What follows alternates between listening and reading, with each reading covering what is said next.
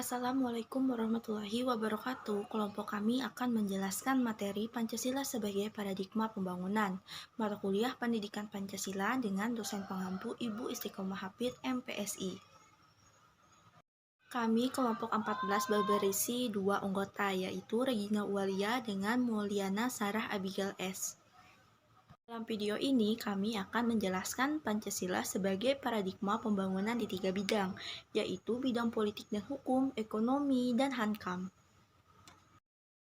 Yang pertama adalah Pancasila sebagai paradigma pembangunan di bidang politik dan hukum. Nah, jika kita berbicara tentang Pancasila sebagai paradigma dalam kehidupan politik, tentunya yang dimaksudkan adalah bagaimana peran dan fungsi Pancasila sebagai landasan sekaligus tujuan dalam kehidupan politik bangsa kita, dalam proses pembangunan politik bangsa kita. Nah, untuk sekarang ini permasalahan kita adalah bagaimana mentransformasikan sistem politik kita yang ada dan berlaku menjadi sistem politik demokrasi yang handal, yaitu sistem politik yang bukan saja mantap tetapi sekaligus juga memiliki kualitas kemandirian yang tinggi yang bisa memungkinkan untuk membangun atau mengembangkan dirinya secara terus-menerus sesuai dengan tuntunan perkembangan aspirasi di masyarakat dan laju perubahan zaman.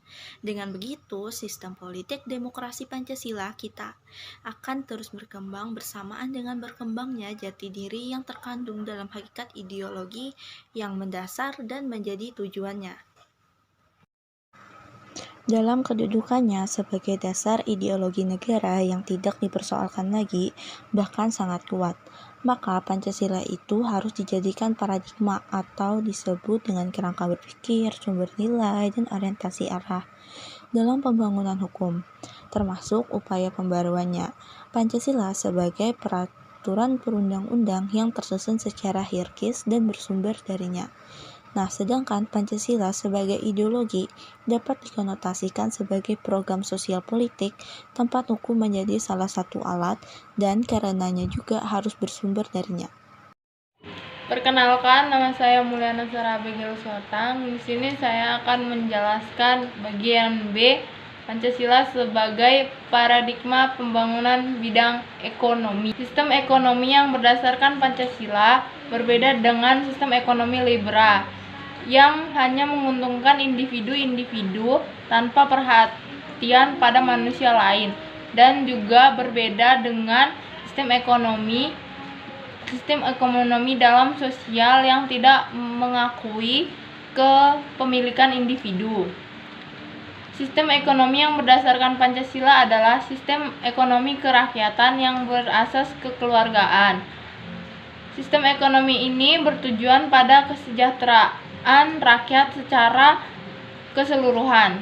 Pembangunan ekonomi di Indonesia harus terhindar dari bentuk-bentuk persaingan bebas, monopoli, dan bentuk lainnya yang hanya akan menimbulkan penindasan, ketidakadilan, penderitaan, dan kesengsaraan warga negara.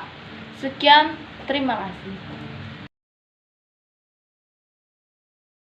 Selanjutnya adalah Pancasila sebagai paradigma pembangunan di bidang hankam.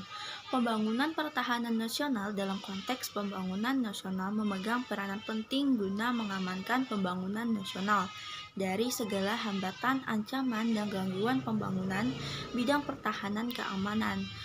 Ditujukan untuk pembangunan kemampuan bangsa dalam rangka menghadapi segala macam tantangan baik datang dari luar maupun dari dalam. Nah, di samping itu, pembangunan hankam ditujukan untuk membangun kemampuan bangsa dalam rangka mendukung pelaksanaan dan pengamanan hasil-hasil serta menjamin keberlangsungan pembangunan nasional. Agar dapat melakukan upaya perlindungan segenap bangsa, maka paradigma ini mengalirkan dua pemikirannya, yaitu diperlukan upaya nyata untuk menjamin keutuhan, kesatuan, dan persatuan bangsa, menjamin keberlangsungan hidup bangsa, menjamin keselamatan bangsa, dan kekayaan terhadap ancaman dari luar maupun dari dalam negeri.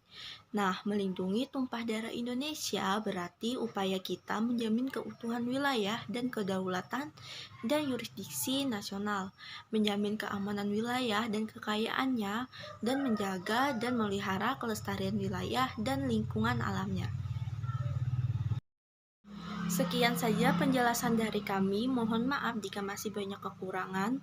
Saya ucapkan terima kasih. Assalamualaikum warahmatullahi wabarakatuh.